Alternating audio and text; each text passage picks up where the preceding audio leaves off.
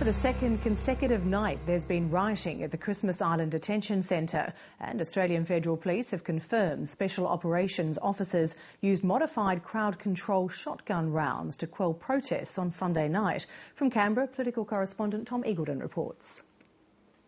These are some of the Australian Federal Police sent to crack down on detainee protests on Christmas Island. They include officers from the Operational Response Group, a unit formed during the AFP's mission to quell armed vigilantes in the Solomon Islands. Federal Police have confirmed they fired so-called beanbag shots, similar to these, during violence on Christmas Island on Sunday night. A pillow filled with shotgun pellets, they're designed to be non-lethal, producing injuries like this. A protester was hospitalised on Sunday night, and sources have told the ABC it was as a result of a beanbag round. Protests escalated after the man was taken to hospital and tear gas was then used. Last night's riots were smaller than those on Sunday. We saw some damage to property. Some buildings were damaged, including by a fire, and some CCTV equipment was damaged last night. There were no serious injuries, and the AFP got the situation under control. Did they use tear gas last night? No direct confrontation last night. No need for tear gas or any associated weapons last night.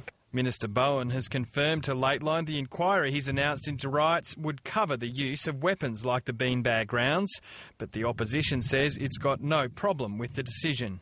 It's for the Federal Police to be making the operational decisions about what's necessary here.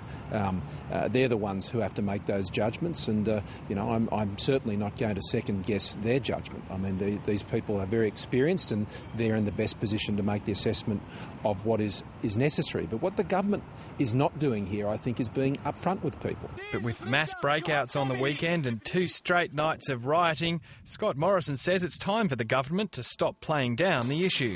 I mean, property's been destroyed, individuals have been injured, people working for the Australian government, either on contract or directly, have been put at risk. This is a serious situation that is increasingly getting out of hand, and it all goes back to the decision of this government to reverse the strong border protection regime measures that were in place under the Howard government. Certainly for a government trying to seem compassionate toward asylum seekers, having a man in hospital with a wound delivered by a 12-gauge shotgun fired by an Australian Federal Police officer is not a good look. But that claim is broadly consistent with what the government has already said happened.